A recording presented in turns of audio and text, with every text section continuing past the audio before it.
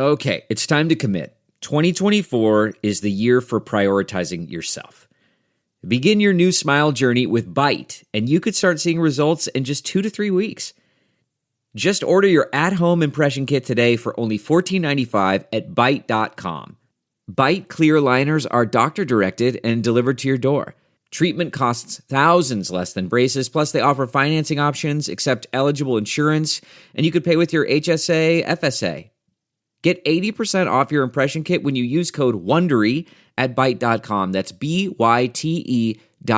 Start your confidence journey today with Byte. When you want to have fun and have scratchers to scratch, there's a playful way you can do just that. Scratch with the key or acrylic nail. Scratch with the quill from a porcupine tail. Use a belt buckle from your friend Lamar. Or scratch with your pick while you play guitar. You can scratch in a bunch of different playful ways. Scratchers from the California Lottery. A little play can make your day. Please play responsibly. Must be 18 years or older to purchase, play, or claim. Acast powers the world's best podcasts. Here's a show that we recommend. What is The Briefing Room? It's a behind-the-scenes look at how the criminal justice system works and the lives of the people within that system. If you love true crime, well, these are the real people who do the job every day of making sure justice is served. Hi, I'm Detective Dave. I'm Detective Dan. Together, we have decades of experience in local law enforcement, a profession that we think is often misunderstood. So we're going to explore how to do it right, and we won't shy away from when it's done wrong. These are stories you'll hear nowhere else. Unique, frank, and unvarnished. From the team that brought you Small Town Dicks, this is The Briefing Room. Episode 1 drops on August 30th. We'll meet you in the briefing room. Acast helps creators launch, grow, and monetize their podcasts everywhere. Acast.com.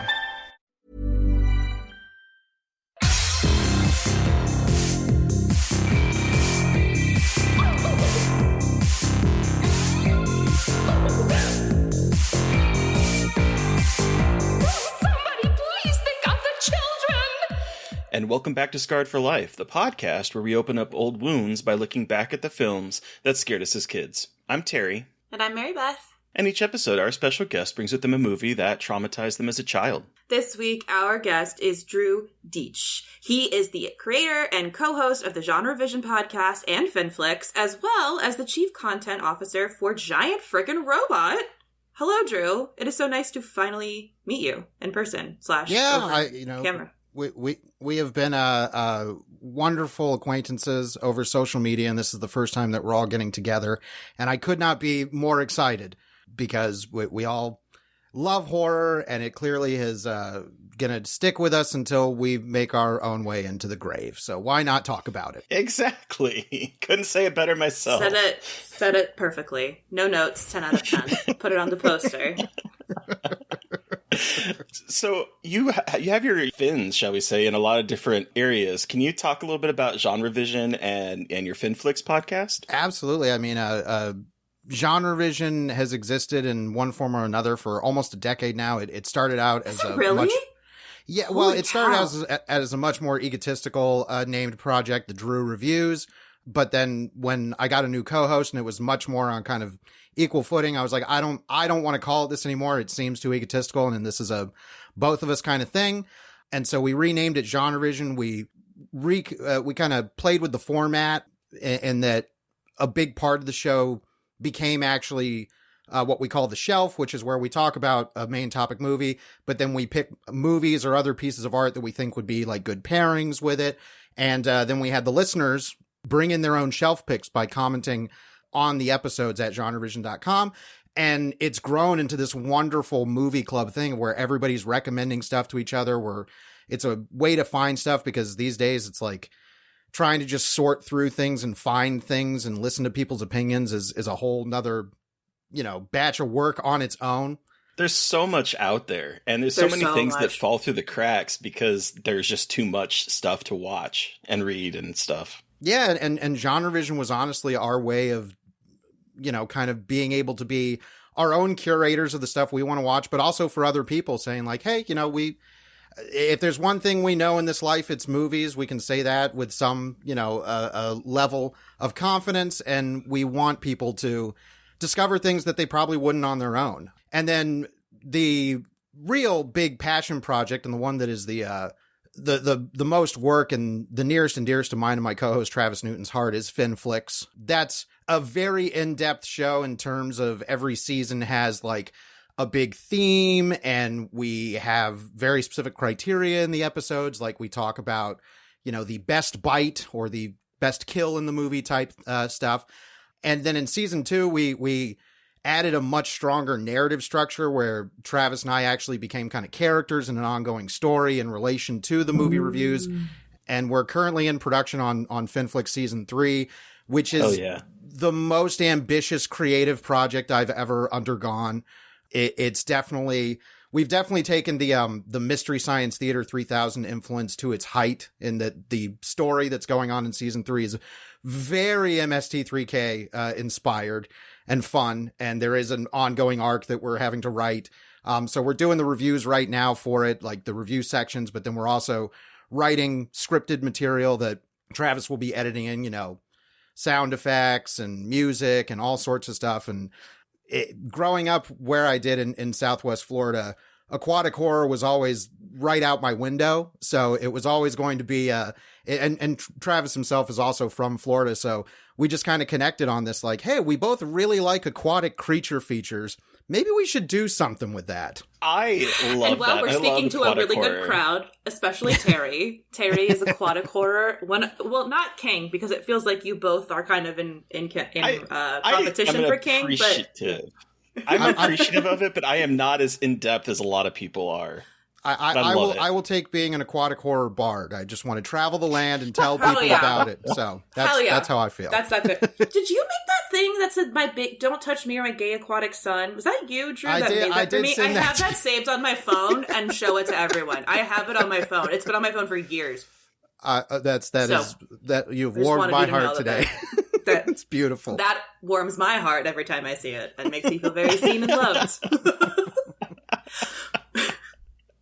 I love that. So I'm curious, what is like an aquatic horror movie? And I know you gave me a suggestion, and it might be that one on Twitter when I was asking, but what is like an underseen aquatic horror movie that you like to champion? I mean, this is not, I think, an underseen one, but it's one that was kind of a season 2 of Fin Flicks. Our name of it was Deeper Waters, because we wanted to explore the variety of what aquatic horror even is. And the one that I hope is starting to be appreciated as a wonderful film is Anaconda. Anaconda is one of the great aquatic horror movies, but I don't think it's thought of as that, because like, well, it's a big snake. It's like, well, yeah, but they're on a boat for most of it. And one of the best scenes is seeing Owen Wilson's CGI corpse face and a snake underwater. There's a lot. The waterfall scene is great. That was actually our season finale, because it was our big argument of like, we want to look at this in a broader perspective. And Anaconda, I mean, for most of my life, Anaconda was nothing but like the butt of a joke. And I was that kid who saw it at my friend's house at the right time and was like, people don't like this? This is the most amazing thing ever. The snake is eating and throwing up John Voight. I could just watch that on replay. So, yeah.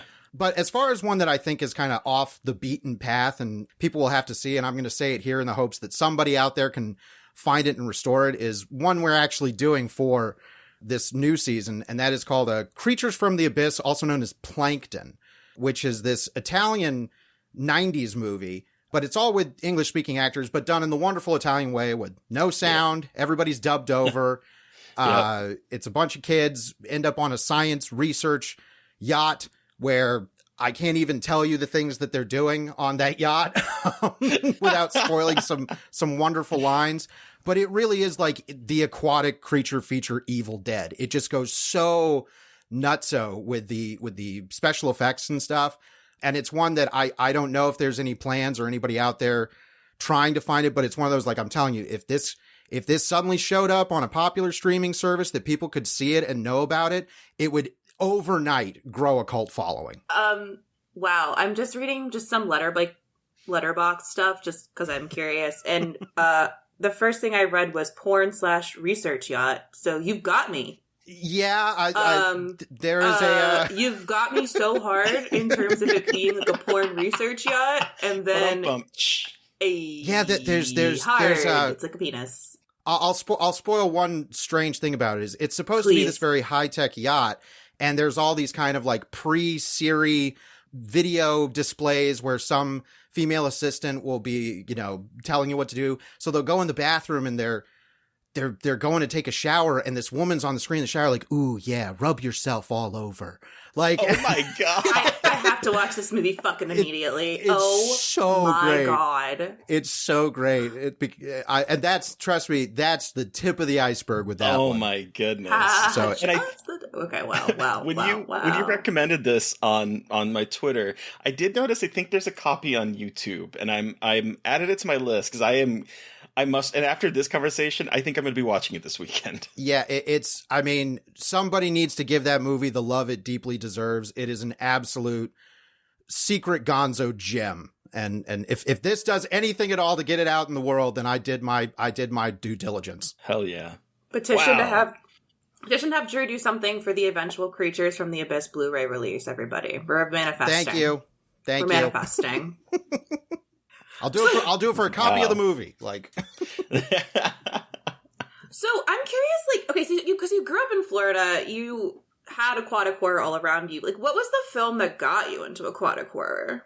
Was it? Is it Jaws? No surprise. It's Jaws. Well, like, it's funny. Jaws is my number one favorite movie. It always has been, to a point where I don't remember like a life without it. I couldn't tell you the first time I saw it. It's just something that feels like it's always been in my life. Okay. I have like an image of a memory of sitting on the floor in my parents' bedroom with the TV up on the TV stand watching Jaws. Maybe that was the first time, but it was a wonderful kind of confluence of seeing Jaws and, of course, being absolutely riveted by it and scared in the way I think a lot of people were scared, but not in the way that I've heard, people being like, oh, I couldn't even go in a swimming pool, after Jaws. It was like, no, I was actually deeply fascinated by it because it helped power my love of sharks in real life and learning about them. One of my first, elementary school job wishes was like, I want to be a marine biologist because I just want to work with sharks. Mm-hmm. But it was also incredibly important because it's the first movie I can remember where I wanted to know how they made the movie. I was very much like, okay, I know this shark isn't real, but it's still scaring me and it's still incredibly effective. And I want to know how they did that. And luckily, whenever I got my first copy of Jaws, which also helped turn me into the movie snob I am today, was my aunt got me the letterboxed VHS so I could see it in the proper aspect ratio. So on that, they had a shortened version of the Laurent Bouzereau documentary, The Making of Jaws, at the end. And so immediately it was like, well, I associate Jaws with being curious about how movies are made as well. So it's just this movie that has always been there and always been in the periphery. And now it's like, I'm very happy to have it be, I guess, part of my brand, let's call it. Hell yeah. Hell yeah. Have you ever swam with sharks? Technically, yes. I did get junior scuba certified, and there were sharks there. My best swimming thing, as far as with animals, was I got to swim with manatees. They were adorable just wonderful creatures. They were so awesome. There are rules like you can only touch them with one hand, but you can pet them and stuff. Like, so we got to go up and pet the manatees, and they throw off a little like rope net off the edge because the manatees like to chew on the ropes. So we got to like dive under and be underneath the net while they're chewing on the ropes, and they just have their big jowls flapping. I'm like, this is so adorable and magical. I never want to leave. That's amazing. That's my dream. I really want to swim with manatees. I love them. They're just like sea cows. I mean, they're called sea cows because they are just cows of the sea. Yeah, they're beautiful animals. Just absolutely wonderful. Big, dopey bundles of love. That's so cool. I love the ocean. I love it, and I respect it enough to not fuck with it. You know what I mean? Like with everything else, I'm like, I love the ocean so much, and we're gonna leave her alone. We're just gonna let her live. Yeah, that's honestly a feeling I have as an adult now. Is I certainly wouldn't turn down certain opportunities, but it's not something that I'm I'm not a beach going guy. I'm not like, oh, I'm going to go out and just swim in the beach it's like, no, because if I go out there and something decides that it wants to figure out if I'm food or not, that's my fault. I got nobody to blame but myself. But no, yeah, the ocean is just an absolutely constant presence in my life. My dad grew up, when he was a young man, he lived on a sailboat. And when I was a teenager, we rented a sailboat and sailed down from Florida down to the islands, the Dry Tortugas. Oh, that was a whole cool. adventure. Wow. I piloted the sailboat on the way back in the middle of the night, in the middle of the storm, and the rudder broke. So that in the middle was of a storm. Yeah, in the middle of the storm. It was a rented boat. We had to get it back on time, which meant piloting through the night. And it was me, my brother, and my dad. We slept in shifts, and of course, I was the one who got the shift. You got the real pirate experience. I got the absolute nightmare experience of just piloting in the. I've never been a super religious person, but I prayed so much at the helm of that boat. Yep. Yeah, holy shit. Wow. That's terrifying. Yeah, it's as somebody who loves aquatic horror, I at least can say it's like, well, I have directly experienced it. Because during that we dropped anchor on this structure that was out. I don't even, it was some kind of tower. I don't think we were legally supposed to do it, but we were tying it down, and my dad slipped on the boat, and I went to go up and make sure he was okay, and I slipped and fell off the boat in the middle of the night. Oh no. And what's so funny, being somebody who has worn glasses since first grade, literally as I'm in midair, the first thing I did was just grab my face so my glasses would not fall. Yep. Kids with glasses for life, man. The shit that we learn. I was the same way with glasses. It was just like all the time whenever something happened. Mm-hmm. It's an immediate instinct. So yes, I've engaged in some personal aquatic horror and hold no grudges towards the ocean for it. You can't, right? Like it's the ocean. It's just the ocean. It's Mother Nature. I have realized, as much as I love aquatic horror and as much as young Terry, after seeing Jaws, okay, side note, I think it's funny how, like, well, not funny, I think it's really sad, but I think it's kind of funny how Jaws is like that book, like, terrorized people to the point that, everyone wanted to go kill sharks, whatever. Whereas for me, it made me want to become, like you, a marine biologist. I wanted to study them. I wanted to do everything that I could to be near them. And then it turns out later in life, I am incredibly seasick. Oh, that's a bummer. Yeah. Yeah. I've been on like a fishing boat, and I was vomiting over the side and chumming the waters. And I was on a small boat to go out to go with sharks, which is a different story that I'm not going to waste time on. And I got sick on that too. And I'm just like, fuck, this is like what young Terry wanted to do. And old Terry is like, no, man, your tummy does not like it.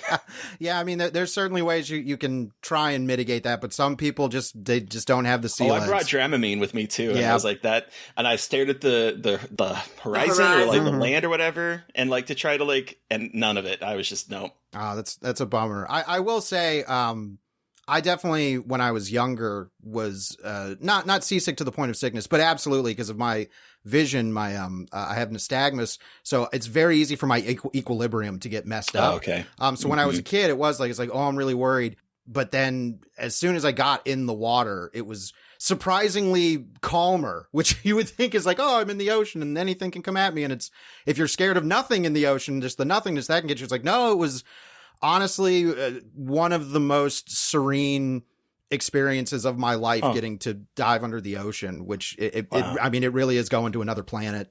And it's wild. It is absolutely something that if I ever have the financial means and time to do again, I will get recertified as an adult and scuba dive again, because it's something that, like you say with Jaws, it's something that only inspired me more to respect the ocean, to, do whatever little part I can in terms of conservation and stuff. And we've certainly been supportive of that on the Fin Flicks podcast. And it's kind of one of the reasons we did is like, we want to support and champion these movies that make you scared of sharks, because it doesn't do that for us. It makes us love sharks more. Yep. So I want that philosophy to be out there in the world. Okay, what's your favorite shark? Oh, what is it today? Yeah, today. What is it today? I have so much. I have like a shark little kitchen mat that's just a bunch of I love sharks. Recently I've been very into the basking shark. It's I love them with their big mouthy mouths. Yep. Well, there was some video a while ago that people freaking out. I was like, look, it's a big shark, it's a big shark. And people were like, it's a basking shark. Literally, it's like the nicest shark you could have next to a whale shark, which is also beautiful. Shark, yeah. There's a place in Scotland where you can go snorkeling with them. Oh, that's awesome. I've considered going before. I haven't yet, but I want to go. They're so dopey. I love how dopey they look. They've just got these big. They're dopey. Yeah, exactly. Yeah, they well, it's great when you see them with their mouths closed because they just look like they've just got this kind of like Eeyore vibe about them where it's like, okay. And then they open their mouths and I just hear some, like bad animal dubbing thing, just like, oh, just going through the ocean doing that. And I just think it's opera singers of the sea. Yes, exactly. Oh exactly. My God. So love them. Love basking sharks. Hell yeah. I love sharks too, so I just love any opportunity to talk about sharks. Same here. We all do. Yes. Love them so much. Well, before this becomes Fin Flicks Part 2. Yes. I know. Let's take it back to being a kid. How did you get introduced to horror? It's so funny, and I don't know if you guys have experienced this a lot with other guests or even yourselves, but horror is my genre that I call home. But as a kid, I was the biggest scaredy cat ever. Oh, I have a vivid memory of daring myself to run down the video store horror aisle section and try and look at the boxes because I couldn't even look at the boxes as a kid. They scared me so much. Okay, but to be fair, the boxes when they were actual VHS and people actually did more than just put famous people's faces on them were terrifying. Oh, I will never forget because we had a couple video stores growing up, but this particular one that we went to, one of them was the VHS cover for a movie Evil Ed, which is just a guy's head getting split in half with an axe. And like looking back, I'm like, I can't believe that was on a store shelf. And, I know. And somebody didn't complain. The things they would get away with. Yeah. So I was not like, my parents were not into horror, but they kind of were in a particular way in that my mom, at some point when she was growing up in the 70s, she went and saw horror movies. And when I was getting into horror, I would ask her like, well, what are movies you remember going to see? And she's like, oh, well, she was scarred by The Exorcist and Carrie and all that kind of stuff. My dad he didn't find anything horror scary, but he loved horror comedy. He loved like Creepshow and Tales from the Crypt. We would watch those together. And so I really kind of got into horror as a way of making myself get over being scared of it. It was kind of an opportunity. And when we get to our movie, this was a big moment in this journey. It was like, well, I'm deeply attracted to horror, but I'm definitely scared of it. So it was like incremental things like, well, I would try and watch horror movies on TV, but when something scary came up, I would change the channel and then change it back. Okay. I think the generation, the millennial generation was kind of primed for certain types of horror, and that I religiously watched Are You Afraid of the Dark, the super formative show. I read Goosebumps, this kind of anthology campfire mentality about horror helped ease me into it as a kid by being like, okay, like it's okay to be scared of these things. And lots of, the Alvin Schwartz Scary Stories to Tell in the Dark books were super, just made an incredible impression on me. Oh yeah. Those were those books that I hated, but I loved looking at and always wanted to test myself about how long I could look at. Yep. And now I have a blanket with the cover. Me. I have a blanket now with the iconic cover of the guy with the red nose on my bed, and I sleep with it every night. And and the other side is the scarecrow. And one of my family members was like, "You were so scared of that as a child, and now you sleep with that on your body every night." That's what's so amazing. I know. That's the kind of amazing thing about horror is in particular, the memory I have. I got the first Scary Stories to Tell in the Dark book from the library. And I was like, okay, I know this is going to be scary. but I need to like amp myself up more. So I, as a kid, went under my bed and read it under my bed. So I was like, this is I'm in the monsters territory. Like, so if it's going to happen, they're going to come in here. Okay. So my first memory of reading that collection is underneath my bed. And that was kind of this, like, I'm daring y'all, come on. Like, you know, like trying to put myself in the maximum scary mindset. And that actually helped me, you know, to get over my very base fear of horror as a kid. And also to see like, oh, it's okay. Like feeling that is good. Like it's a good feeling to kind of face these things in what is ultimately a really safe way. Yeah. You know, it's, I think that's one of the things about horror, you know, me growing, like I never got in a fist fight as a kid. Like I was a very, very reserved, shy, quiet kid.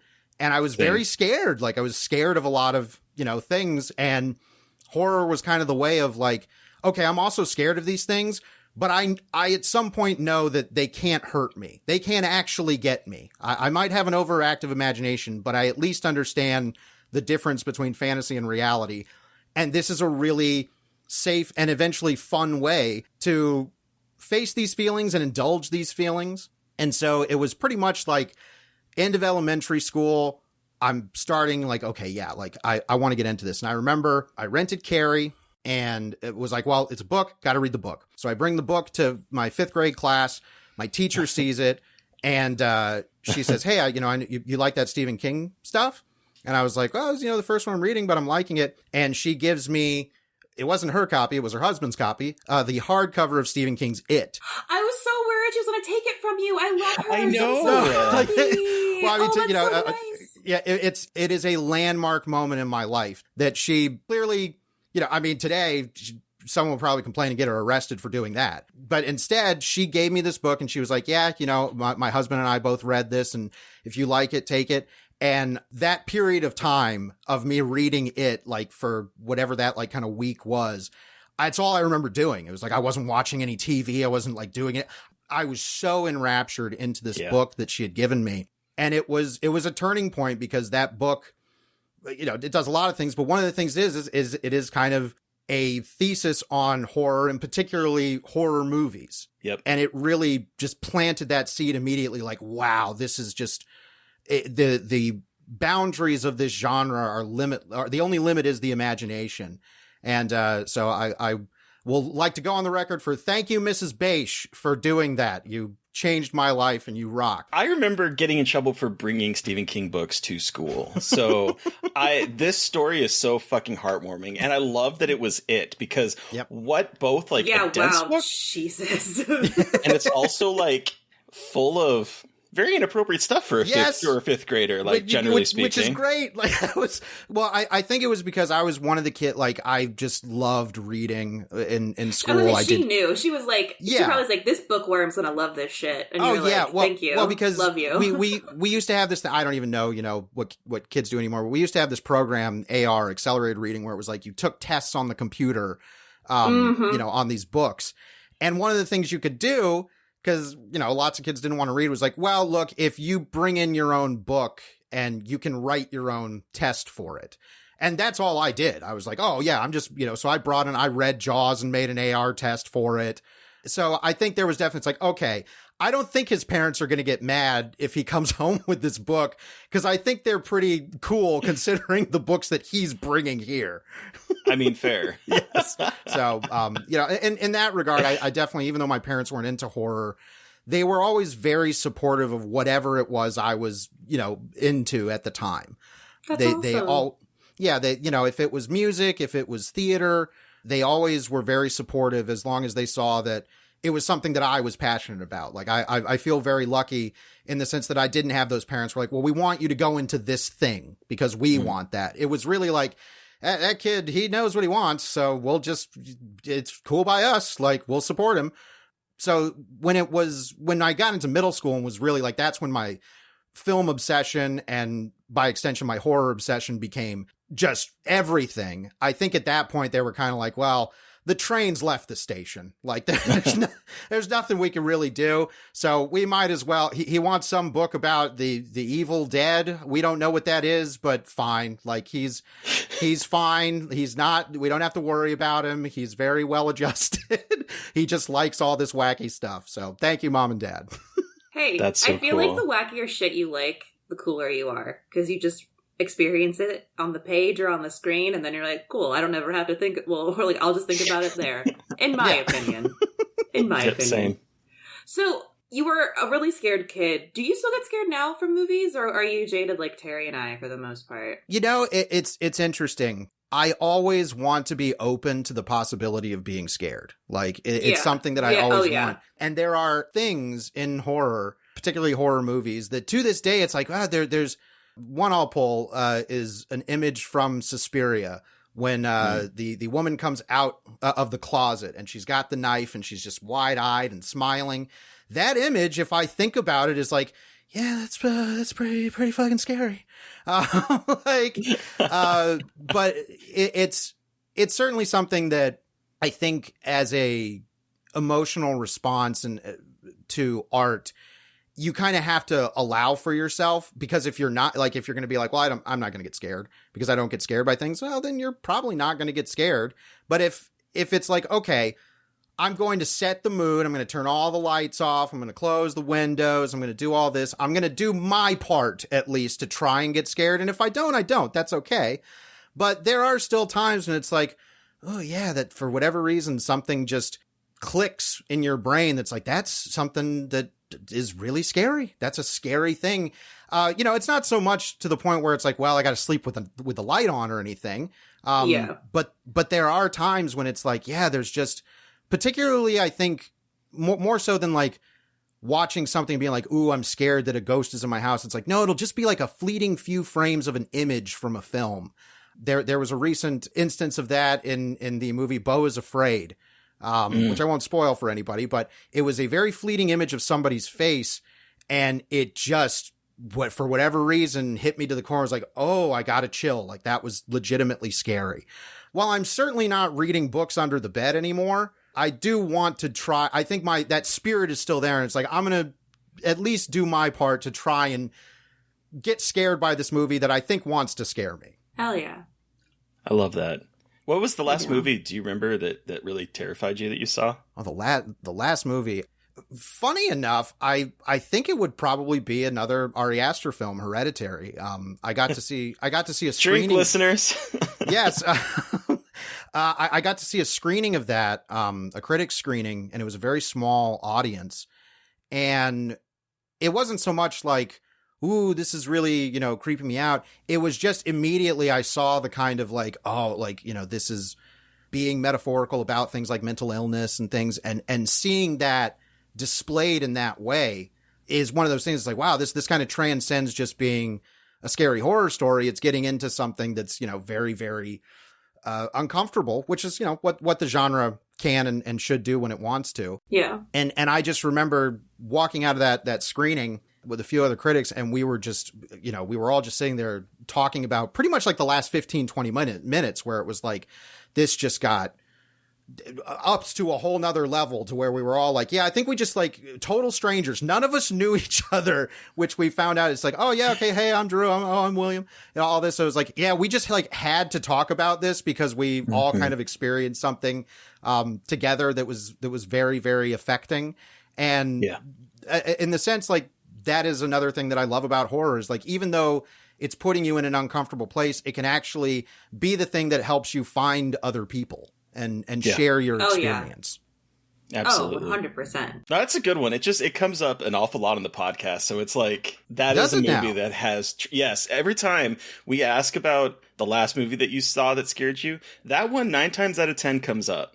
I'll be perfectly honest. Wow. Well, I'm not surprised considering it, but yeah, like it's definitely one that stuck with me. We get that. We sometimes get The Dark and the Wicked. We sometimes get, Is he Terrified yet? I'm trying to think. No, Terrified is the other one. Yeah. When you pick up some scratches, cause you want a fun break, the playful way you scratch is the next choice you should make. You can make your dog's leg kick and scratch with that. You could even grab a laser pointer and use your cat. You can build yourself a homemade scratching machine, or use a piece from your chess set. Go ahead, grab the queen. Scratch like a DJ with your record player. A cactus could scratch off that scratchable layer. Cause when it comes to scratching, there's a million playful ways. Thanks to scratchers from the California Lottery, a little play can make your day. Please play responsibly. Must be 18 years or older to purchase, play, or claim. Well, Drew, we have talked about all of your amazing horror history and horror work, but what movie did you bring with you today for us to talk about? I brought Critters from 1986, directed and co-written by Stephen Herrick. Let me read the synopsis really quick before we jump into the discussion. Okay, so for those unfamiliar with Critters, and yes, people, we did talk about this on Little Cuts, but it does not count. So if anyone tries to say anything, yes, we've talked about this briefly before, but not briefly. And I did not share my story with it as well. So. Okay. No, yes, that's right. Okay, but for those unfamiliar, Critters, when strange fuzzy creatures from outer space called the Critic arrive on a farm, the Brown family must fend off the malevolent little aliens. Two bounty hunters with superhuman abilities follow the aggressive beasts from beyond, but the warriors aren't terribly effective, leaving the Brown family to battle the furballs and rescue their daughter from their clutches all by themselves. What a synopsis, courtesy of... I didn't write that. That was IMDb, everybody. It was not me. But I liked it, and so... Got the job done. All right, so take us back, Drew. How old were you when you saw this? How did you see this? Why is this your Scarred for Life pick? Give us your horror story. So, going back to being terrified of VHS covers, at some point, I was 5, 6, or 7 when I first saw this, and... either through my aunt who got me the Jaws letterboxed, or our next door neighbor, Sherry, who also gave me a copy of Gremlins, one of my favorite films. I got the VHS for Critters, and the box art terrified. I didn't want to look at it. I had a little tiny movie cabinet in my room, and I would put it in there, so I just saw the spine. So for a long time, it was always like, oh, here's this movie, and I know about it, and I'm scared of the cover. I don't want to pull the cover out. And eventually, at some point, I decided it was like, all right, it's time. I'm going to pull that out. I'm not going to look at the cover, but I'm going to put the VHS in the player, and I'm going to watch Critters. And not planning this, because the best laid plans of 5, 6, 7-year-olds. I must have started the movie at like 6 o'clock or something in the evening. And it slowly got darker as it went on, which is what happens in the movie. The movie takes place over the course of a day and a night. So I kind of perfectly primed myself in terms of atmosphere, natural atmosphere. And I remember from the first viewing being like, you know what? This isn't that scary. I was really surprised. I was like, okay, there's like space stuff. There's these cool bounty hunter aliens with glowing heads, and it's taking place on this nice farm with this nice family. Maybe it's going to be kind of more like sci-fi, it's not going to be as horror driven. So it was working perfectly. I was like, you know what? Yay. I'm a big boy now, and I'm watching the Critters. Then it happened early in the movie, after the Crites have landed, and we know they're out and about doing Critter stuff. The always wonderful and radiant Dee Wallace is doing dishes at the sink. Their cat, Chewy, knocks over a trash lid outside in response to what we know is an incoming critter. And she drops the dish. She goes to pick it back up. She hears something, and she leans back up, and there's a window above the sink. And these two little red eyes just come out for maybe a second on film. Maybe a second. So good. And that moment, to this day, is something that's like, I don't like that. It's so pure. It's like the purest. It's just eyes in the dark. It's like a pure horror idea that I had really never kind of seen on film before at that point, to my knowledge. And to this day, it's just like, yeah, red eyes in the dark. It seems like the simplest, most childish possible fear. Just red eyes looking at you in the dark. Primal. And that's it. Like, after that, I was like, I am so goddamn terrified of what's coming. And then the critters started eating people, which I didn't, the critters are so interesting because like they are, I think, a wonder of design. And in that, they're also the perfect horror design in that they're all teeth. Like, it's just teeth coming to eat you. Rows and rows of shark teeth, basically. We'll talk. Okay. Continue your story. I want to talk about the crate. I have so many thoughts about. Oh, we can absolutely talk, because this is when they really come into the movie. Is you get to see them, and there's other moments. I remember they go out to like the car, and they're going to try and get in the car, and there's a crate that jump scares them. It's like, surprise, and that scared me.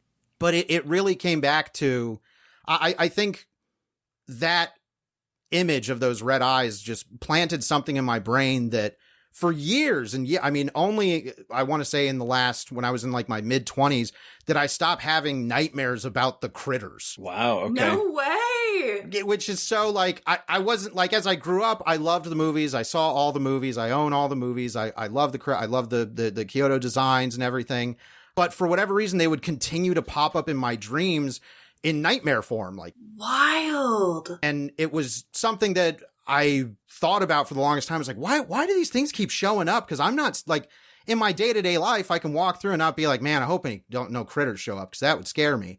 But in my dreams, I would have, like, one very vivid one is I remember being in this really dark warehouse, trying to escape from the critters and being like, I'm going to be safe in here. And for whatever reason, I have a match, I light the match, and the entire warehouse is just covered in critters. Oh God, that's like my spider nightmares that I have recurring. Yeah. Just critters. Like that's not fun. Yeah, I think it might have been some kind of, like, pest type fear in general. But at some point I had a dream where I befriended a critter and he became my pet and friend. And ever since then, I've never had critter nightmares. So your subconscious is at peace. Yes, exactly. But no, that moment, I think what's also funny about the fact that I was allowed to watch critters alone by myself is, my parents weren't like horrible police about the kind of stuff I watched, but they weren't so liberal to the point of like, he'll watch anything, we don't care. And I think they were okay with me getting a copy of Critters because they looked at the bag like, oh, it's PG-13. Like, he's fine. Even though he's, 5, 6, 7. My parents. Yeah, Same they're like, parents. It's PG-13. Nothing too bad is going to be in that. Not knowing that it's not, an overabundance of violence or nudity that they had to be worried about. It was just a pair of eyes that would send me screaming. Okay, but like the eyes, but like the critters are fucking vicious. And I remember the first time I watched this movie, which was actually very recently. I hadn't seen this until last year. Because for Little Cuts, right? Yeah, in August of last year. That was the first time you saw it. Wow. Yeah. I had never seen it. I had just, again, like this terrible thing where I thought it was a Gremlins knockoff, and I didn't really know anything about it other than like, oh, it's like fuzzy little dudes, and I just didn't care. I didn't really care, which sounds terrible, but that's where my brain was. Well, fool of me, I don't know what the fuck that even means. I was a fool, is what I mean to say. Fool of me, bitch, what? It's a Tuesday. Fool. I was a fool because I love critters. It's pretty cruel. Like, for a PG-13 movie, like, it's mean as shit. Like, this family, like, I was fully prepared to watch them all die. Like, it was shockingly violent for what I was expecting. And I love that because it's really, I love how disarming it is where, like, the poster that I'm looking at is, like, the critter smiling with the big teeth and the nails, and like that's scary, but it's got the mischievous, like, I'm a silly boy vibe, and they're a little silly, but they're also really a little goofy scary on the cover. Like, they look goofy, and I think that's the thing. I was like, oh, they're like they're again, like, and I know that this comparison is like pretty common of thinking it's like about Gremlins, but not really, because the fucking Krite are intergalactic space criminals, which I like. I haven't seen any of the other ones, so I don't know, like, how that comes up again, but, like, I just love that we start, like, and, like, Drew, like, your experience as a child, me, as a 29-year-old woman, was like, oh, we're in space? Oh, this is, like, gonna be, like, a weird-ass sci-fi movie, isn't it? Like, it's gonna be kind of cheesy, because they've got, like, the actually pretty incredible alien Star design. Wars knockoff. Yeah, Star Wars knockoff, though, for real. Is that what we call it? That's we talked about that. Did I say that? Yeah. I don't remember who said it, but... Mm-hmm. We talked about, it looks like a Star Wars knockoff. It's incredible. It's fucking incredible. And then it just becomes something completely different. Like a one day, not single location, but almost, like absolute destruction. It's baby's first home invasion movie for me. It's a sci-fi Western. And the screenwriter, Brian Dominic Muir, directly said that. He's like, it's a Western siege movie. It's like Rio Bravo, but I wanted to do aliens instead of cowboys, Don't forget the Alamo, but it's critters. So the entire bounty hunter aspect and stuff, it's like, oh yeah, this is a sci-fi Western horror movie. It's so...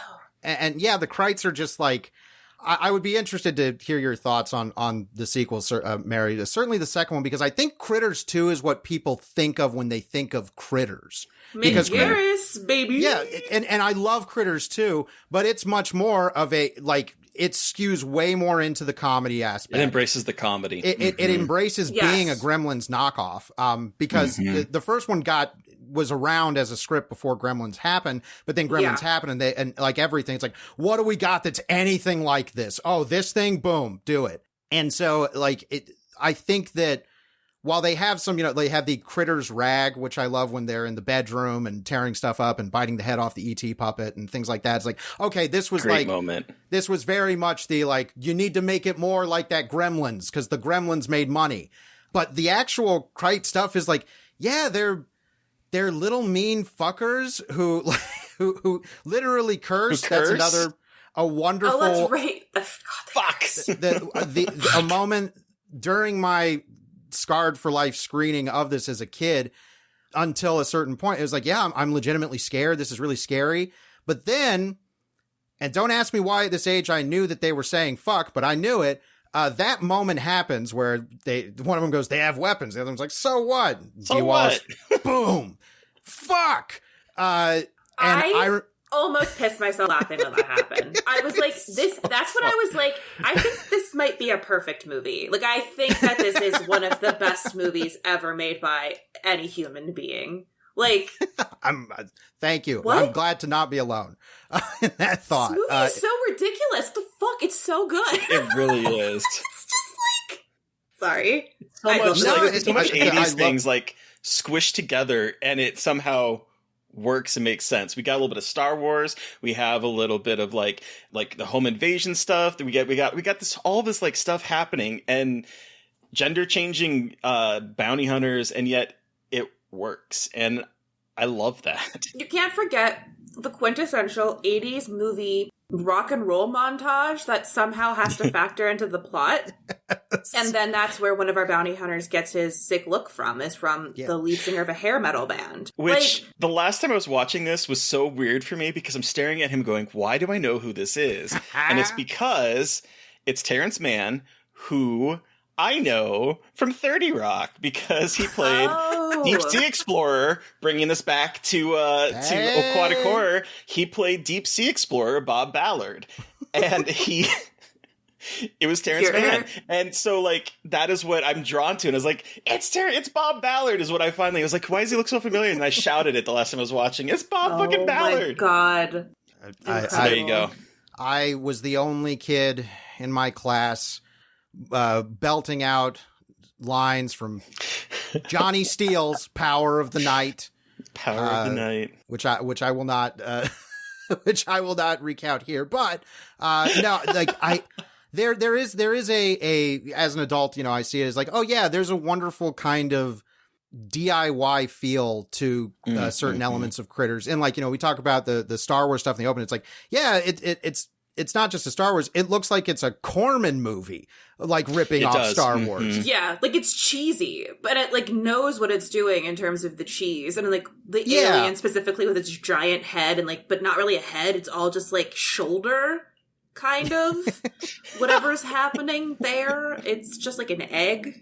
But yeah, listeners, I wish you could see how Mary Beth is trying to show this. It's great. Well, what I love about one of the things I love about Critters is I think you could just do the movie as the, hey, aliens land in a farm and attack a family. It's essentially kind of a redo of Invaders from Mars, the 50s movie, which actually, funny enough, got a remake 2 months later after Critters came out. Very Toby Hooper, right? Yep, the Toby Hooper remake came out 2 months after Critters. But you could do that and it'd be fine. But then you have the alien bounty hunters, which is this whole other element. And really, I've seen, descriptions like it's kind of its own other movie. And I'm like, I'm fine with that because it's wonderful. Like having them come around, every line with them when they're trying to find something to turn into to blend in with the planet's population, which is a great sci-fi idea. It's like, oh, you would send them, they have to blend in. Great. And one of them turns into the lovely, blocked Terrence Mann. Terrence Mann. I was thinking of his hair. Terrence Mann. But the other one just turns to him and says, "Nothing likes me," which is such a great line. I think I missed that line the first time I watched it, because this time I was cackling and like loving the idea of these guys coming down and just... It made me feel so funny, like weirdly gender affirmed, and like, okay, we can just all come down and look like weird ass, like green globs. And then if we find something that kind of tickles our fancy, then shit, all right, cool. We'll like go through some really creepy, really well done practical transformation effects. Oh, that reverse melt on the head that it's so good. Like, again, I know that the critters will get a lot of attention for the effects work, but that too is like between the alien stuff, because look, that's crazy. That's like a crazy extra thing to add onto a fucking budget for a movie. So like they went all out, and I respect that. It's like kind of bizarre, but again, it adds to like the whole vibe of this movie, and also like lets the Chiodos brothers like flex even more of their work, and it's really cool. It makes it more unique, I think. It like does, I said, absolutely. I think if it was just aliens land and attack, it's essentially what the movie Night Skies that Spielberg was trying to make, which is this is based off of I think it's Kelly Hopkinsville encounter, a supposed attack by a farm that was supposedly attacked by aliens. So it's like you could do that and it would work and it would be fun. But having this alien bounty hunter, more Western aspect to it is like, okay, this is now something in a league of its own. This is something unique and different.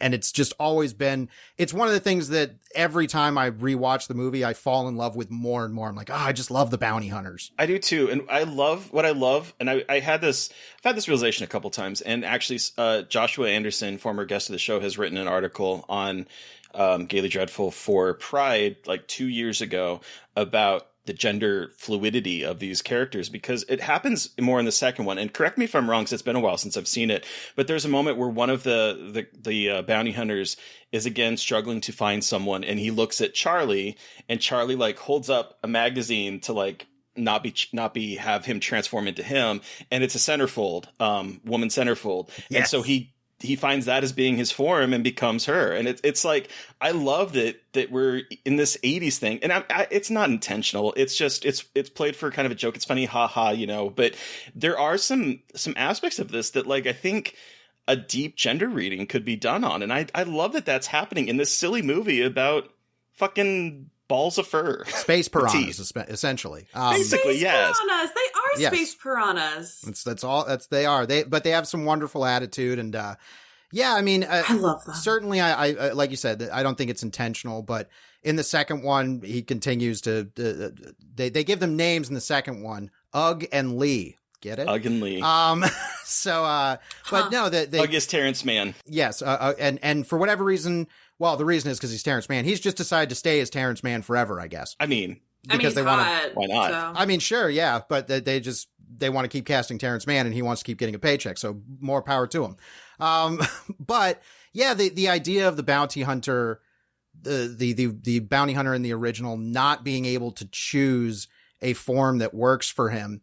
It is played for comedy in the first one as well, but it is also really like when there's a sheriff's deputy that gets killed and he sees his body and turns into the corpse the attacked version of his body with the wounds. I don't think I realized that until this watch, and I was like, oh my god, it is a corpse. Yes. I don't know why I never picked up on that before. And then when he changes again, because they just tear through the town of Grover's Bend, they drive a car into a church service, and he sees the minister and he turns into the minister. They have this great close up on his face where they see like the neck wound throbbing as it's changing. Yeah. And it's like, oh, this is so like, again, this could kind of be its own movie, but putting these two movies together actually makes those two ideas better like as companions. I agree. Absolutely. Wait, Terry, I want to hear your story about this, by the way. Yeah. Okay. So first of all, I remember walking and seeing the poster, the box art of the same one that's on IMDb of the big critter. And this poster, especially in a time where you don't have like ready access to trailers or any information about a movie, I thought that this was the creature. Like, I thought it was just going to be this big hulking creature. And so I'm watching this movie, and we don't see the critters that much in the very beginning. It's sort of like critter POV, or they're hiding under something, under the cop car or whatever. But, like, we don't see them. And so I'm still imagining this thing, this kind of goofy, big creature. And sort of like you, for me, the moment that I have seared in my mind is eyes, but it's the eyes in the basement of the farmhouse. Yes. Where there's like, they're kind of silver, and all you see are these two glinting eyes, and it's played very subtly. It's not as drawn to necessarily as like Helen's experience with it. Yes. But they just stare at you, and it's like, that's fucking creepy. And here's the thing. My grandparents lived in a farmhouse, and I remember, I have a vivid memory of seeing this movie, and somehow, weirdly enough, in my mind, I'm pretty sure that I saw this before we were going to take our first vacation out of Alaska down to go visit my grandparents in the farm. And so I see this movie about a farm that is besieged by these little furballs, which surprised me once they were furballs. I was like, this is not what the movie told me it was going to be. And so I'm already on edge. We're in the basement of this farmhouse. The father's getting fucking destroyed. Oh, He is a fucking punching bag in this movie. He is fucked up in this movie. He's getting his shoulder bit. He's having spines shoot out. I'm like, what is happening? Like, I was not prepared for any of this as a kid. And the movie scared me. I remember I could not finish it the first time, so I never got to see the big alien thing because I don't remember. That's the thing. I had to be probably like, it came out in 86, so I would have been 5 when it came out, but I did not see it right away. So I'm guessing somewhere around 8-ish, 9-ish, 10-ish at the most. Okay. Because I remember we still lived in Alaska when I saw it, and so I know that it had to be sometime in that time period. But I couldn't finish the movie because I remember them trying to get the father up, and it's shooting spines at them, and it's chewing on his shoulder. We get inside the house. The mom is freaking out. She's playing the kind of typical hysterical woman trope in horror movies, but she is freaking out. The dad is freaking out. And I'm just thinking, these are people that are supposed to keep people safe, and they're not keeping people safe. They are being fucking destroyed. And I couldn't handle it anymore. So I kind of turned it off, and I was thinking, there is nothing funny about this movie. Why do people think this is a funny movie? Is what I remember thinking. Then we go to my grandparents' house, which is a fucking farm in the middle of nowhere that looks kind of like this. And I remember getting out of the car going, no. Absolutely not. And I had a nightmare that night. Appropriately so. It's seared in my head. It's very vivid. I have this memory of we are in my grandparents' house in the basement. My grandma was a hoarder. I didn't know this at the time, but like, you go in the basement and there's like stacks of newspaper, stacks of old microwave dinner type trays, not microwave, but like oven, like those kind of TV dinner type stuff. Because back in the day, they were made with like real aluminum. And so she had stacks of trays, stacks of old newspapers, stacks of magazines, all kind of moldy. It had this horrible kind of gross smell to it. And I remember going down to the basement one time and going, I can't do this. And so in my dream, I vividly remember there being a kind of grayish silver, I guess probably the reason why is this cover. Now that I'm looking at it, I didn't put it together, but it was a small fur ball, and it was terrorizing my parents. And I remember it shooting a spine, one of this little quill thingies, into the neck of my mom, and her falling over and not being able to move. And this is my dream in the fucking farmhouse, which is... The critters have infiltrated both of your psyches. Y'all are fucked up from this movie. Absolutely. Holy shit. Like, this is the benefit that you have of watching it as an adult. You I have not had nightmares. I have not had any nightmares in this movie. But it's funny, but it is not. It's one of those like horror with comedy to me. With comedy, I think. You know what I mean? Yeah. Oh, like, there's humor to it. It's a super funny movie, and even as a kid, I mean, that moment of Dee Wallace with her double barrel shotgun blowing a critter away and it going, fuck. Even as a kid, I was like, oh, this is fun. It's okay to laugh. Like, it's a release. I was not that way. It was, I was thankfully able to. Terry's like, get me the fuck out of this shit. I cannot do this. Fuck this. But I'm very glad you brought that moment up, Terry, with the eyes in the basement, because I wore out my VHS copy of this as a kid, and I didn't see that moment until the movie hit DVD, and I got it on DVD. Oh, wow. Because, like you said, it's a more subtle thing. It really is. Billy Green Bush is got his flashlight. He thinks he hears something. And what's brilliant is they show a shot of the shelves, and we don't see anything at first. Yeah. Then we hear a noise. He passes the light over. And if you know what you're looking at, you can see it's like, oh, there's a critter right there, and that's his eyes. And then they cut back to Billy Green Bush. He's approaching, cut back to the shelf, and it's hunched over and doing whatever it's doing. It's moving, and you're like, what is happening? You're like, okay, something is definitely there. And I think there's little things about, this directed by Stephen Herrick, who probably is most well known for Bill and Ted's Excellent Adventure. Another 80s random sci-fi staple. But he also helped co-write this because the original version of the movie was apparently like very hard R, directly like horror. And because this got greenlit after Gremlins, they're like, well, we ain't making an R-rated movie. We're making that money. So make it PG-13. And Herrick did the rewrite to make it a lot more palatable in that regard. And there are still funny moments. Even as a kid, I remember laughing when one of the critters gets torched and there's another one on the steps and it just goes, ah, and its hair stands up. Yeah. And then the fiery one goes into the toilet. Like, there was still fun stuff to be had. Yeah. A little Ghoulies moment right there. Yeah. Yes, definitely. Very Ghoulies. A nice nod to Charles Band there. Yeah, it was a movie that I feel that obviously it was very successful. And when the sequel came out, the sequel was like, well, you kind of can't do that again. So it is like, let's just go full bore fun. The critters are even brighter. They're gray now in the sequel. And I know the Kyoto's talked about like, that was honestly a practical thing because they used like yak hair in the first one for the critters. And they're like, it was so matted and hard to deal with, but it was so dark. Like they liked how dark it looked. But then they're like, it was so hard to deal with. So when they did the sequel, they're like, we're getting different hair and it's going to be brighter because Mick Garris is going to, they made it a much brighter, more lighthearted movie. It's more of a Gremlins movie than the first one. But that first one, it just still has, I'm still surprised at the moments that when I watched it, I'm like, yeah, that there's just something about the perfection of these things design of just, they are just little tiny fur balls with red eyes and just giant grinning teeth. It's the kind of creature design that I think is the most effective because it's something that does feel like, it does feel very simple and almost like it feels like something that would be in a kid's nightmare. There was this fur ball with teeth that came at me. Sounds like a dream monster, except they actually made it. What I love about is it Kyoto? Is that how you say it? Or Chiodo? It's Kyoto or Chiodo, but I don't think Kyoto. Okay, don't judge us, y'all. Yeah, don't judge.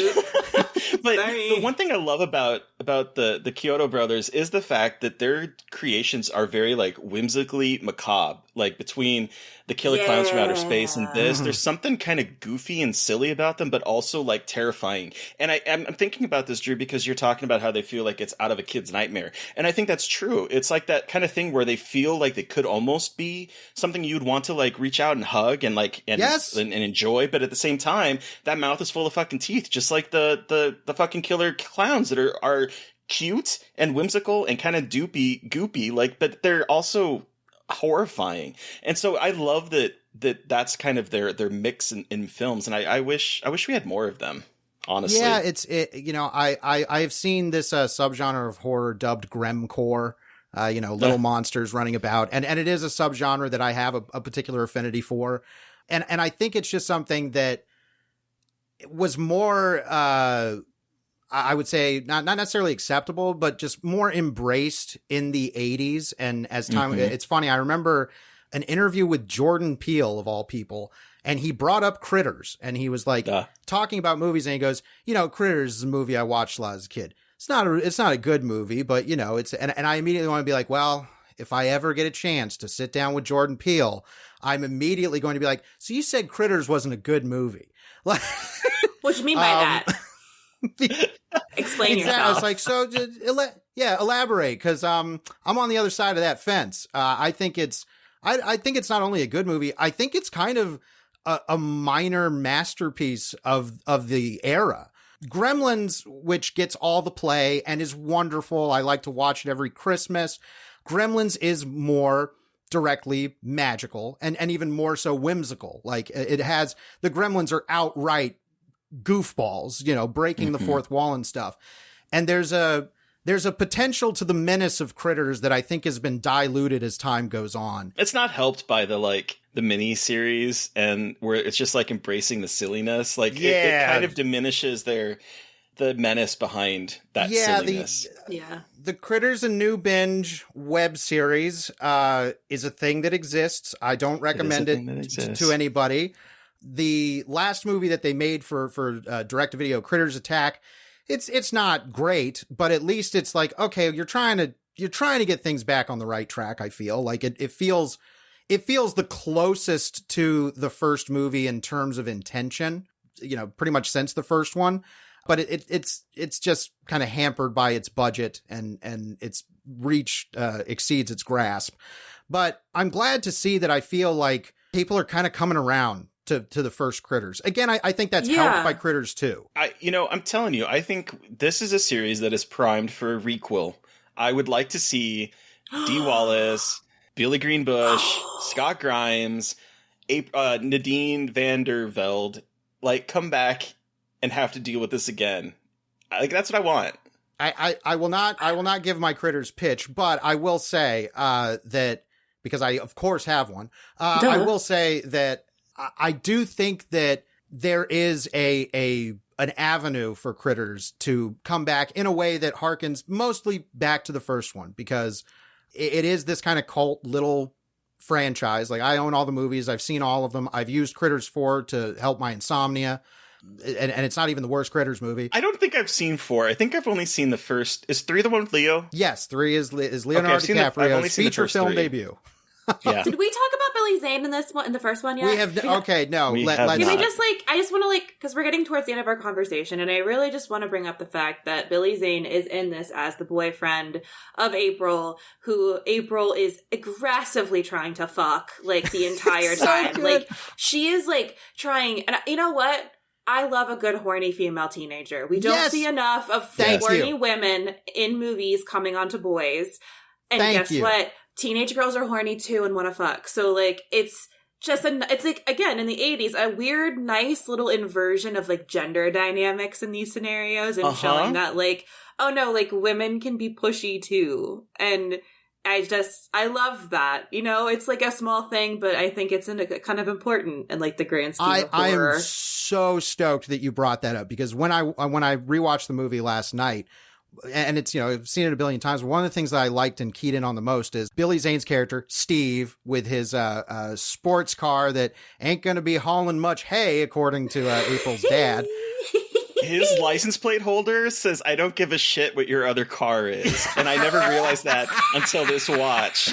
It's too great. 2 GR8. Steve is this wonderful, he's an 80s hunk, but he's he's Billy Zane, so of course he's absolutely just gorgeous. Gorgeous. He is this soft-spoken, trying to be as polite as possible guy, and I love the dinner scene where April, grabs his thigh and he kind of reacts, and they have a reaction shot of Dee Wallace smiling I know what's going on, and she's super cool about it. She's super cool.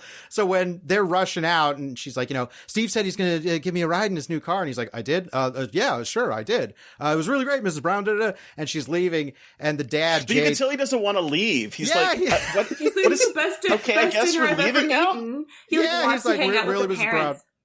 He's trying to be he's on such good behavior. He's on such good boyfriend behavior. And April's like, man, I want to fuck. I got needs. So I'm going to take you to the bar and fuck. Yeah. And she takes him out, and I love the exchange between Billy Greenbush and Dee Wallace, where he goes, Helen, if you told her about, the way things are, and Dee Wallace's delivery of just, years ago is so perfect. And then it's followed up by him going, years? Like the perfect dad shocked her. And she's just like, honey, you're way behind the curve. Block away. Yeah, exactly. It's like, oh, you sweet summer child. It's like, and like they go to the hayloft, and again, he's like, I don't know if we should be doing this. Like, your dad is like gonna get mad at me, and I'm allergic to the hay. And she's like, shut up, and like puts on. It's just, and then I just love it. I love it showing a horny. Like, again, this is not to be creepy, but I mean in showing that, like, young women have sexual desire, and they are not always put upon by creepy boys. Like, it's important to see that. And she is, I love Nadine Vandervelde in this movie. I love her performance of April as, like, she's the power sibling, because the real, like, main character of the movie is Scott Grimes. Mm-hmm. And it's obviously, you know, trying to capture that particular boy's adventure, scary horror perspective. But I love how much April plays into the story. So much so that, you know, like he has to cover for Charlie for hitting her on the butt with the slingshot, which is why he gets grounded, so he can see the ship crashing from his room, so he sneaks out of his room. No movies for 2 weeks. That's right. No movies for 2 weeks. Yeah. Oh, Jay. Like, I know Dee Wallace gets kind of stereotyped as the 80s mom. She's so great in this. And she's like very much the hysterical mom a little bit, which like gets a little bit like, when it all starts coming down, what I actually like is before everything goes down, she is like, there's a great moment where they're having all of this banter and drama at the breakfast table, and everybody leaves to go out for school, and she sits down, she's like, thank you for the wonderful breakfast, mother. Like, just this. And that's the thing. It's like, I think that it's a bummer because there's more to her before it all gets going, and then I feel like she is kind of reduced to like a screaming, unable. And I say this, but then at the same time, it's like, how the fuck would I react in that scenario?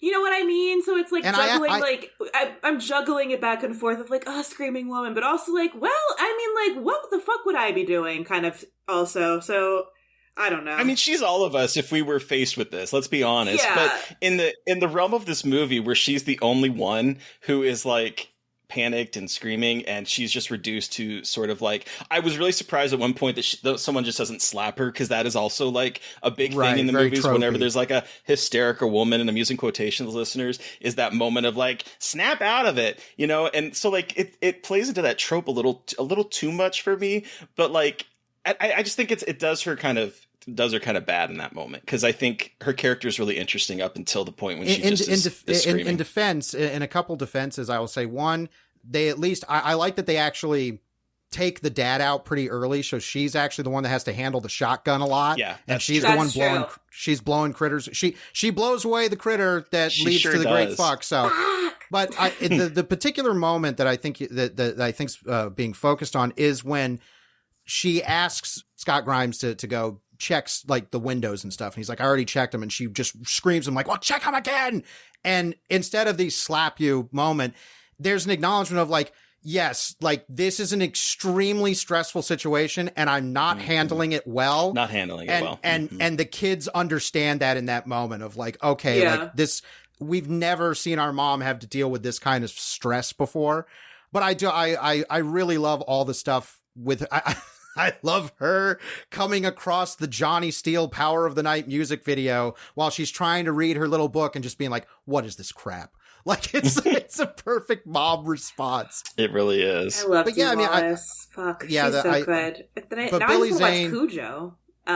Cujo, same thing. Like, the Howling. Wonderful. But yeah, Billy Zane is in this movie, and I just love that he's included. Just, you know, for a quick little cameo. And he gets like the most vicious, like his fingers get bitten off. Yeah. And he gets from what I understand, they actually had to cut that scene down to miss an R rating. So like they had to like. You were gonna say they actually cut off his fingers. His ponytail, his little.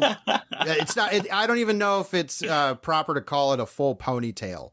It's like a little rat tail. It's like a mullet ponytail. Like his mullet. It's like somewhere. It's so weird. Like a guinea pig tail. Is that a term we can coin? Because it's like between a rat tail and it's like between rat and pony. That. Was it a wig? I don't know. I mean, I would not put it past. put it past Billy Zane to have that hair when they probably filmed this 1985, but his whole look is just, I will say, considering everybody loves Billy Zane, I think Steve is one of the unheralded, like, 80s boyfriend characters. Like, I really do think it's like... He's a beautiful himbo boy, and he does not get enough credit for being a beautiful himbo. He's so nice, because, yes, when they go to the bar and he's just saying, like, your dad didn't even like me eating his cooking, like eating his food. It's like, I don't think he's going to be happy. Going to kill me if they find us. I'm going to be dead. Yeah. So this was his second movie, so I wonder if he did have the hair. He was in Back to the Future was his first movie. That's right. Yep. He's one of the Biff's thugs. Oh, that's right. But he gets what I think is actually the most violent shot in the movie in terms of what we actually see is when he's reaching up to fix the radio and a critter comes and bites his fingers off. And it's this great extreme close-up of the critter's mouth going onto his fingers. And even though we don't see any fingers and he's just grabbing it and he's just doing the old trick of like, oh, I've just got my fingers pulled back and they got some blood. Then he gets one that just barrels into his stomach and bites him and starts eating him. It's like, yeah, this is just eating them out. R.I.P. Steve, man. Steve died hard, like, for us to know that the critters are a serious threat. Yeah. Jesus Christ. Ugh. All right. Well, on that incredible note, do we want to wrap this up and give it our rating out of 5? Sounds good. Let's do it. There's so much that we could talk about. I know. One smash cut. I was scrolling through my notes, and one smash cut that I absolutely loved is when, gosh, I can't remember what his name is. The deputy gets shot with the needle and then yanked under the car, and it cuts to Helen using the garbage disposal. And I love, because right there it is so, like, you see him getting pulled and you're like, what is happening to him? And then we see the food going down the garbage disposal, which is probably what it looks like. And it's such a great little bit of a gag of like, yep, this is what happened to the deputy. Yes, right that's I just love that moment. Very, very cute, and very, like, that's a way of getting around an R rating type idea of like, look, we'll smash cut to this and imply something way more violent than we can actually show. So yeah, wonderful moment. Hell yeah. All right, Terry. Yes. How many beautiful heads of Billy Zane's hair out of 5 do you give Critters? When I was adding this back to Letterboxd, I noticed that I had given it a 3.5, and that is a shame because this movie is a lot more. On this rewatch in particular, I was just taken back. It brings me back to being a kid, first of all. It brings me back to like that kind of horror movie that does not feel safe, but also is sort of safe. And I don't know, there's just the comedy in this as an adult is working so much better than when I was a kid and did not see anything funny about this movie. I thought it was dead serious and I was terrified. I can see the humor. As you said, Drew, I think that this movie works because it is pulling so many disparate things. It's because we are in space and there's goofy aliens and we have these bounty hunters that have neon green skin that change. We have like a home invasion. We have the kind of derpy town cops that are running around. We have Lynn Shay. Oh, she's in here. Oh my God, that's right. Lynn Shay is in this. I can't believe. I'm very glad you noted on that, because one of the most important moments in the film for me, seeing it as a kid, was Lynn Shay's introduction. She's pretty much the radio dispatcher for the police, for the wonderful M. Emmett Walsh, who is this cast is just secretly stacked. M. Emmett Walsh has been old his entire life. Pretty much as long as I've been watching him in movies. But her introduction is she's reading some kind of National Enquirer type rag. And he goes, so what's happening, Sal? And she goes, well, this here says that John Travolta used to be a waitress in Fort Myers, Florida. And as a kid, that is my hometown. That is where I was living when I saw the movie. And hearing that was this like, is this a joke? Like, is somebody pulling a gag on me? Like, it was actually bringing it around to the whole idea of being scarred for life. Like, yes, moments that were scary, but it also was a moment of feeling seen. Like, it was like, oh my gosh, they said my hometown, which is, which is like, you see New York or LA or other big cities that people, it's like, I'm sure you feel that way too, but they're really big cities. Do. Hearing this, what I always felt is like, this is nobody knows about our little town. Yeah. Hearing that said in that movie was a moment of like, I am more invested in this even more because now I've heard my hometown. Yep. And that was an element of, if not scarring me for life, certainly making a deep impression of understanding the importance of seeing yourself in fiction, like, well, in any way. I would also guess that it kind of terrifies you a little bit too, because it makes it real. Like, that's a real place. This isn't just a movie taking place in some random place. And yes, the movie doesn't take place in Florida, but like, they mention Florida, and so that kind of grounds it a bit more, I would think. I mean, just hearing Florida would have probably been, because it's always like, oh, hey, Florida, but hearing the town that you're in, that you grew up in, that is the way you're watching the movie for the first time is like, okay, this is real.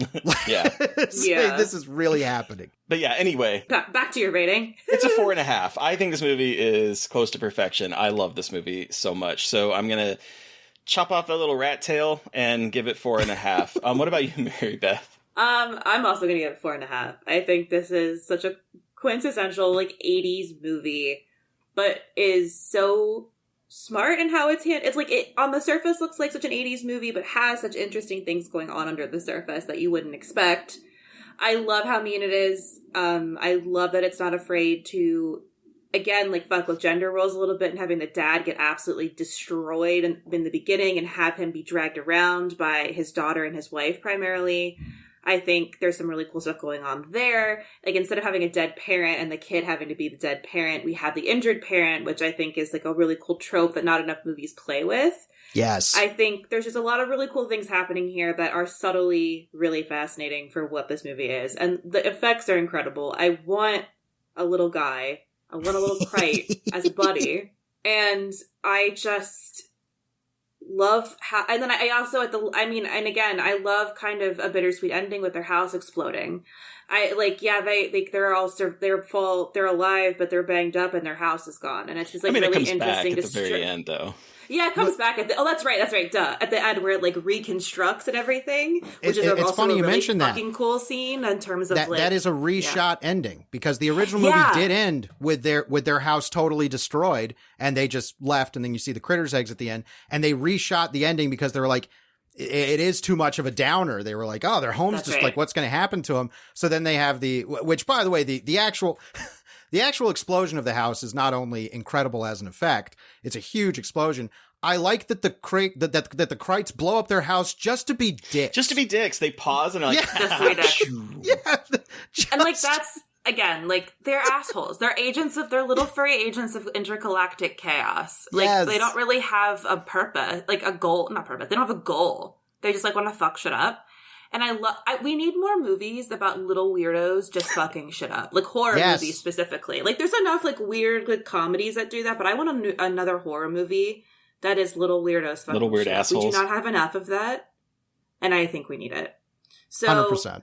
Drew, you have the final word. How many beautiful heads of Billy Zane's hair out of 5 do you give Critters? I can't possibly even be remotely attempt at objectivity here. It's 5. This is one of my top 10 favorite movies of all time. Like, it's something that I can throw on at any time, but more so, I also give it that because it's a movie whenever I have introduced it to people, and even if people know it or have seen it or like, oh yeah, Critters, and they see it's like, that's actually better than I remembered or better than I thought it would be.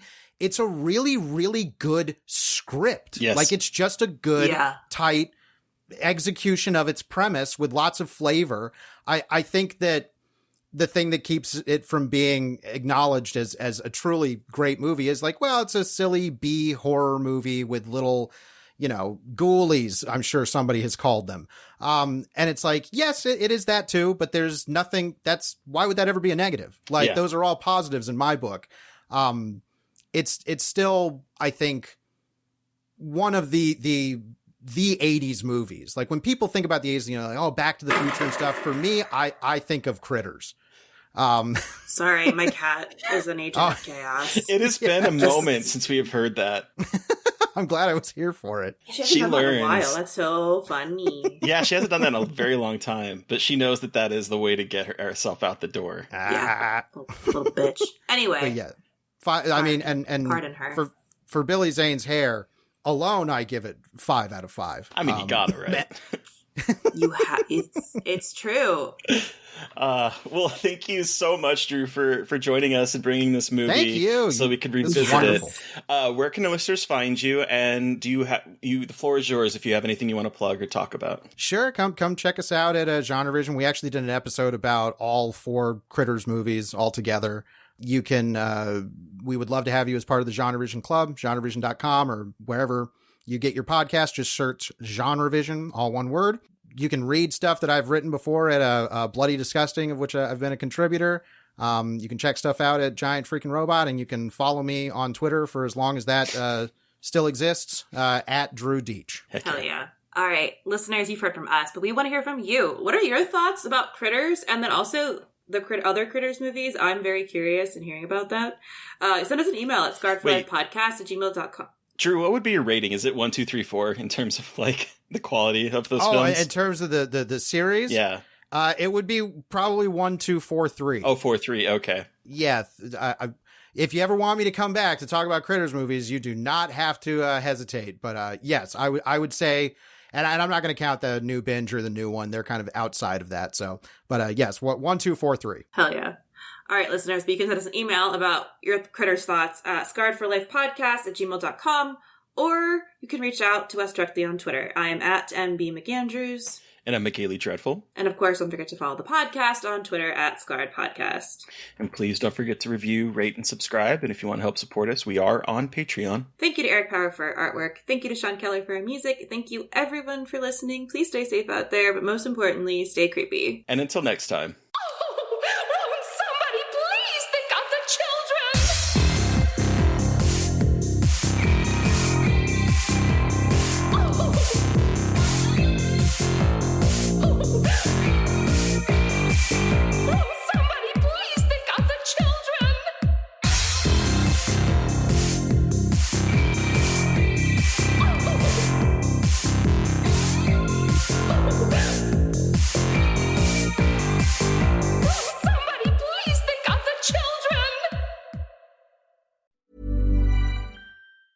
When you pick up some scratches, cause you want a fun break, the playful way you scratch is the next choice you should make. You can make your dog's leg kick and scratch with that. You could even grab a laser pointer and use your cat. You can build yourself a homemade scratching machine, or use a piece from your chess set. Go ahead, grab the queen. Scratch like a DJ with your record player.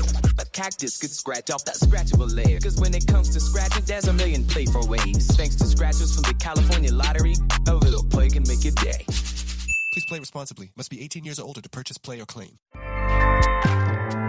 Acast powers the world's best podcasts. Here's a show that we recommend. What is The Briefing Room? It's a behind-the-scenes look at how the criminal justice system works and the lives of the people within that system. If you love true crime, well, these are the real people who do the job every day of making sure justice is served. Hi, I'm Detective Dave. I'm Detective Dan. Together, we have decades of experience in local law enforcement, a profession that we think is often misunderstood. So we're going to explore how to do it right, and we won't shy away from when it's done wrong. These are stories you'll hear nowhere else. Unique, frank, and unvarnished. From the team that brought you Small Town Dicks, this is The Briefing Room. Episode 1 drops on August 30th. We'll meet you in the briefing room. Acast helps creators launch, grow, and monetize their podcasts everywhere. Acast.com.